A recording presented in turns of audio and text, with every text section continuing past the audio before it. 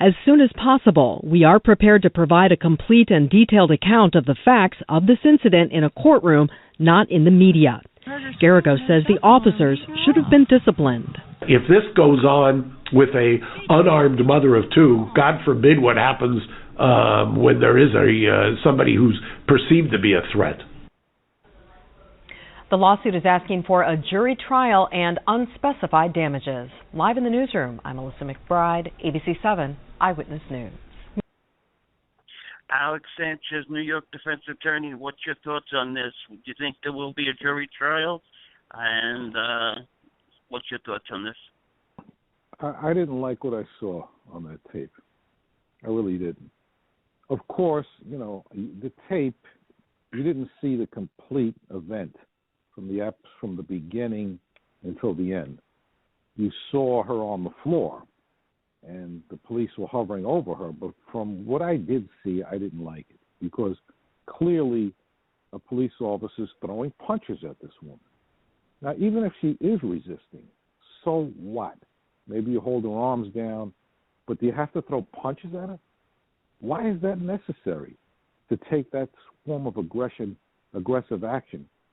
You know what happens with these police officers, some of them, not all of them, because the vast majority, I have to say, police officers act generally responsible.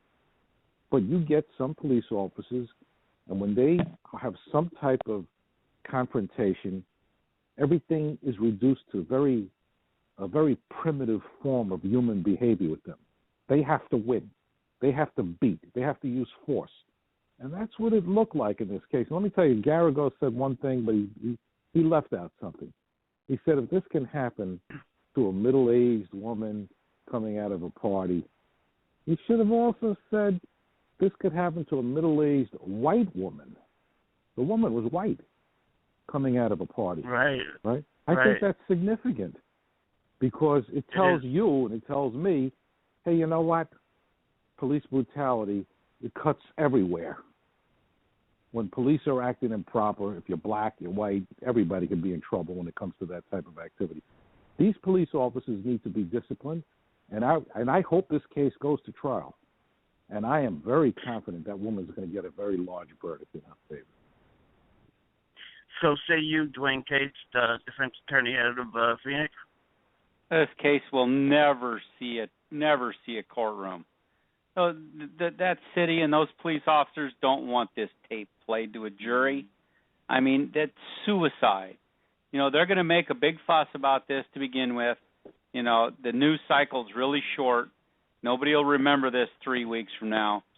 They'll work out a deal in a back room somewhere. She'll get a hefty chunk of change, and so these officers will get disciplined, and this will go away.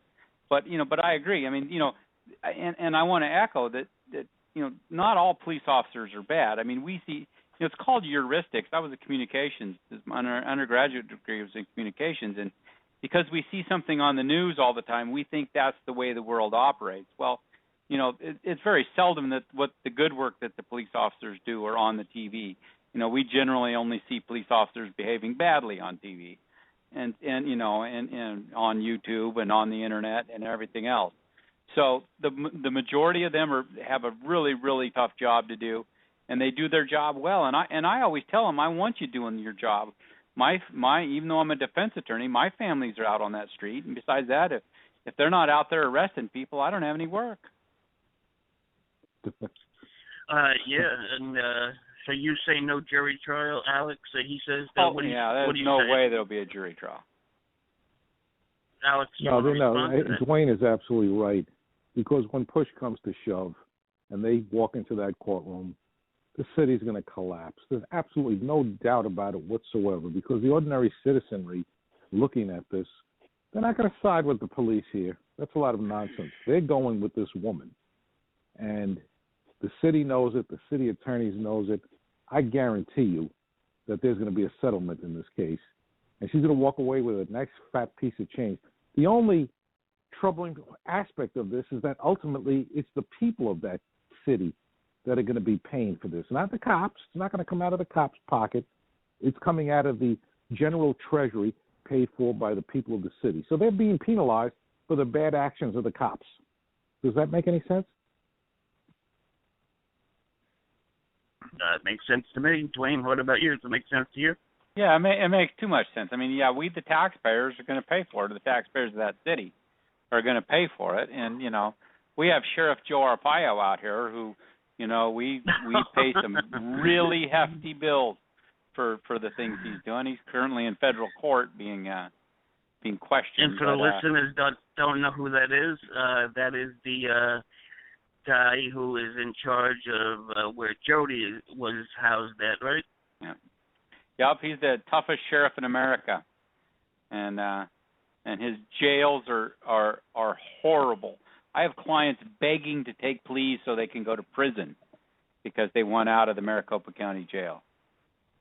Really? I also heard, and maybe you're aware of this, Dwayne, but I have heard that he makes all the male inmates wear pink jumpsuits. Yeah, no, they wear pink underwear. They wear pink underwear, and they wear pink socks.